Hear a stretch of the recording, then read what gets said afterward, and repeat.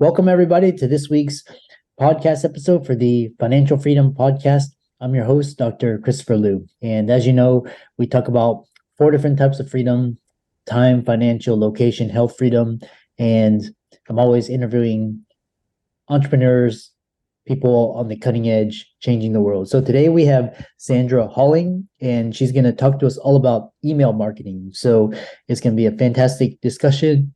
I'm very interested in marketing, digital marketing, and so welcome her to the show. Sandra, welcome. Thanks, Chris. I'm glad to be here. Yeah, I'm glad we were able to get this interview on the books and talk and tell us more, the audience, more about yourself, your background, and how you got started. Yeah, so my background's actually in marketing systems mostly for architects and engineers. At least that's how I started out. And I worked a lot on helping them solve their proposal process or automate their proposal process so that they were able to win more work in a smoother fashion. So take out some of that busy work, make the process more streamlined, and then fast forward many years, and I've been doing marketing systems now for 20 years. And now I think of it more like a 3-leg stool. Like that proposal process is kind of unique to that industry in some respects, but there's always some sort of a sales process that needs to happen, some sort of a nurturing process, and some sort of a presentation process. So I like to look at it from a couple of different angles now. And like you said, we're going to talk about email marketing today. So that's like one angle that you can take to better connect with your clients. And I'm just nerdy in general. I love all the nerdy systems and things you can do to make your life easier. So I'm all about working smarter rather than harder, in a nutshell. Yeah, I love that. And what's interesting is it's all about leverage and, like you said, working smarter. And so tell us more about I guess in this age, you have social media, you have all this. Like, why is email marketing still relevant? Email marketing converts better than any other marketing channel out there. That is why it is still relevant. And in particular, I think the thing that can throw people off a little bit when they first start considering it is the number one thing I hear is, I don't want to bother anybody, right? They don't want to send any emails or send too many emails because they're afraid of being bothered. And so what I like to remind people of is that when we step into marketing for our business and starting to send emails for that purpose, we have to remember that the way we usually receive emails, we're in a very different frame of mind. And often a lot of the emails we receive are about products. You shop online and then you're on that email list. And so you get a bunch of emails about products from that company. It doesn't necessarily mean that you're super connected to that brand or want to hear what they have to say. In fact, we're a little disconnected from it because the products are kind of standing in the way. So when you're running a more service-based or personal business where the client is really connecting with you as a person on some level, at least, then email marketing can look totally different. And in a nutshell, it's not possible to bother your ideal fit clients, because just by showing up and being authentic and consistently sending content that's valuable to them, that's helping them solve the mini problems, the little micro things that lead them to being ready to work for you, that's tremendously valuable in its own right. And it also happens to be helping them build that belief that they want to work with you at the same time. So you're solving their problems and helping them and building the belief that they should hire you. So it really is impossible to bother the people that are your ideal clients. Yeah. And the other thing is, what's interesting is, this email marketing is with social media, you got Instagram, you have TikTok, you have YouTube, podcasting now. How does email marketing fit within? You have blogs as well. How does it fit in with these existing channels? Yeah, so there's a couple of ways of thinking about that. For one thing, podcasting is a spoken media. And so I kind of put YouTube in the same category, even though there's more of a visual component there. It's still someone listening to your voice. And there's definitely a value there because there's a form of asynchronous intimacy that develops. Like when people listen to your show a lot, they get used to hearing the way you introduce guests and the way you connect with them. And that can start to build a comfort level.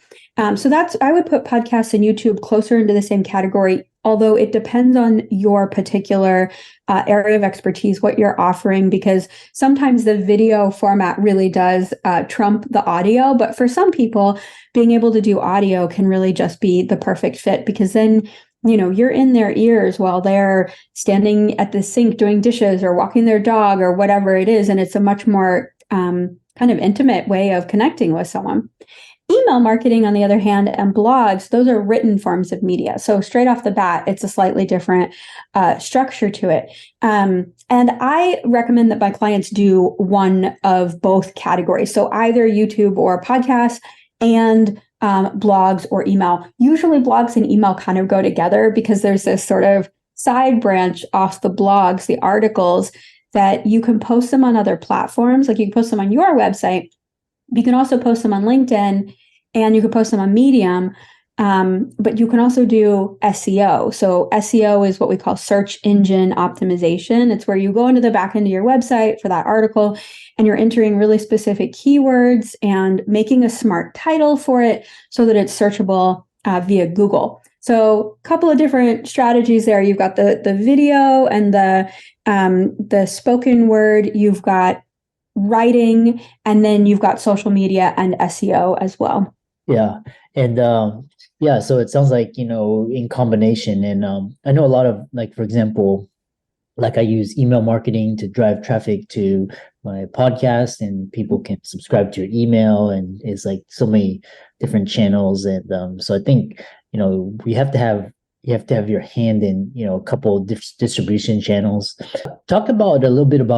We'll talk about some of the resources, but streamline and automation. I'm really interested in what you mean by streamlining email marketing, and of course, automations, there's software. Yeah. So when I talk about streamlining email marketing, what I really mean by that is setting up, and it kind of connects to the automation, but setting up an engine so that when someone finds you on the internet and they sign up for your email list, they're actually getting a series of emails straight away that is helping them get to know you, helping them build trust in what you do, helping them understand how you could help them.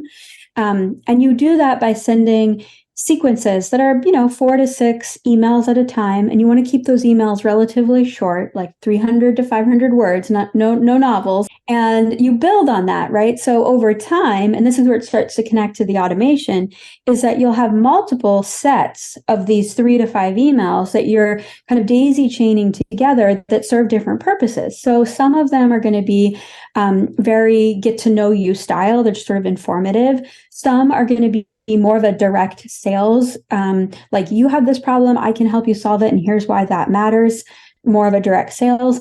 And then some are going to be, what my favorite are, like the objection handling sequences, where you actually think about all the reasons that your prospects or even your current clients that might have said, I should have started working with you sooner. Here's my excuse why I didn't make that choice to work with you sooner. If you can find out what that is, that's basically the objection they had. And if you can build a sequence around those ideas, like usually it's things like money and time and confidence. Confidence comes up a lot. Then you can start to help them build those beliefs again that they should step into working with you on whatever your expertise is. So that's the path that I see. And when we get into automation specifically, it's like, you can build an engine inside of your email marketing platform that points people to different sequences based on behavior they take. And that's when we start to get into the true automation aspect of it. And I think the biggest, it's a lot of information right there, but the biggest benefit is that you set this up one time, and then it's kind of set it and forget it in a certain sense. Like you're going to go back every 6 months to a year and skim the emails to make sure they're still relevant and aren't saying anything or, that you now feel is erroneous.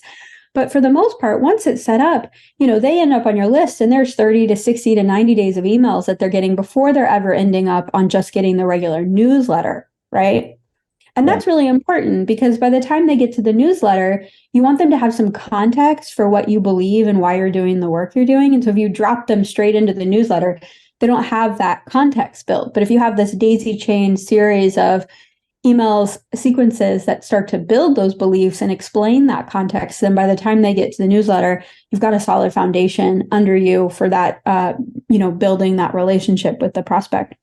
Interesting. Yeah, because it's kind of like email, then blog and like newsletters is kind of they have different it sounds like, in the past it was just, email marketing, but now it's like you can use all these different tools and distribution channels to optimize your funnels. What are some, people interested, how can they what are some resources that you books or podcasts, Mhm. YouTube channels that To you get started.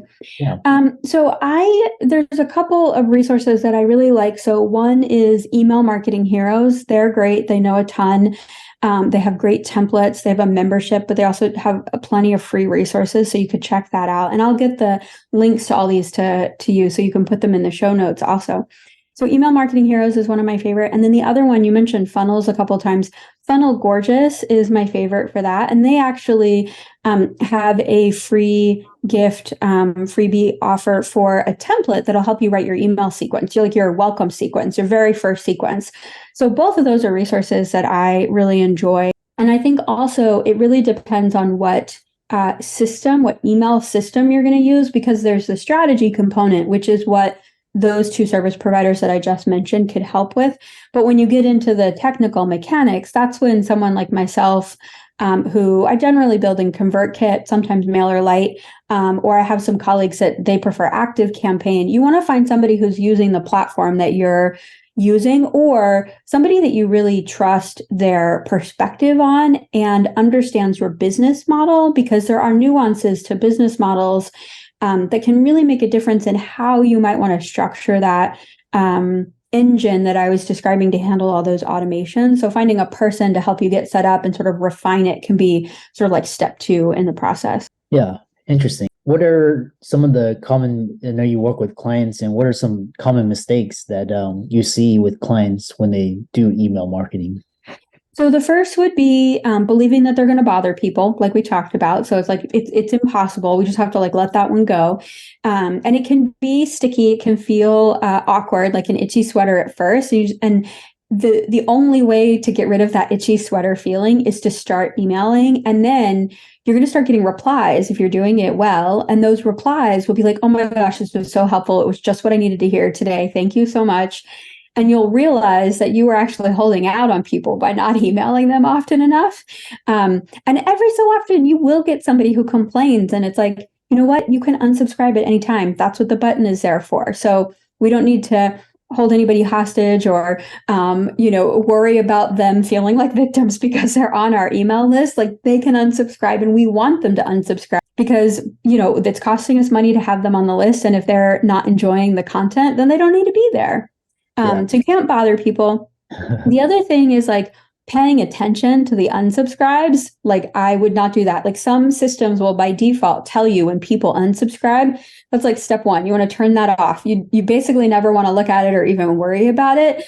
Let them have that agency and autonomy to leave the list whenever you want. Don't worry about who's unsubscribed. And then the third thing is to probably the mistake I see most often, it's kind of a toss-up between they don't really have a true welcome sequence that is helping people get to know who they are, and or they're not emailing often enough. So, and this is a big one. So if you think about it this way, if you email twice a month, that's basically 24 times a year that you're touching base with your customer, right? But if you email every week, that doubles just from going from twice a month to once a week. And then if you go to 3 times a week, right? Then you're going from 52 to 150, right? Times that you're connecting with your customer.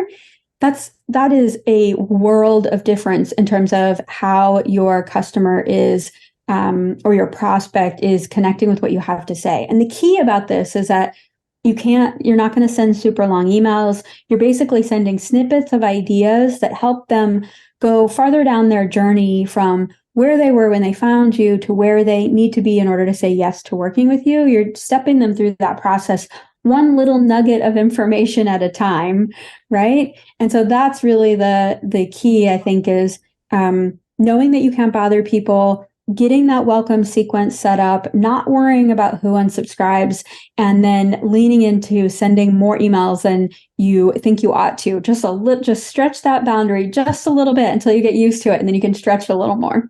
Yeah, it's interesting. Yeah, I love that.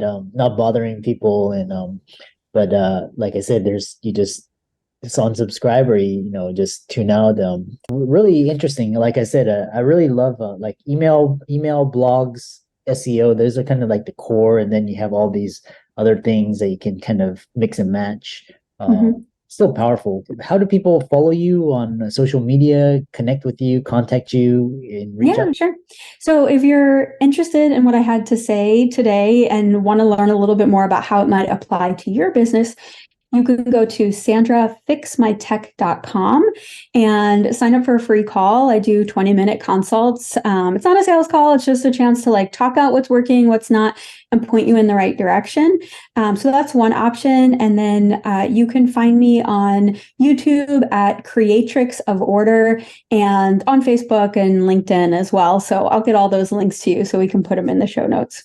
And for all the listeners out there, let's thank Sandra for coming onto the show, dropping huge nuggets of wisdom. Again, marketing is kind of the engine, and there's so many strategies, tools, tips. And so be sure to follow her on all her socials. All the links will be in the resources and show notes. And with that, thanks so much for coming onto the podcast. Thank you so much for having me.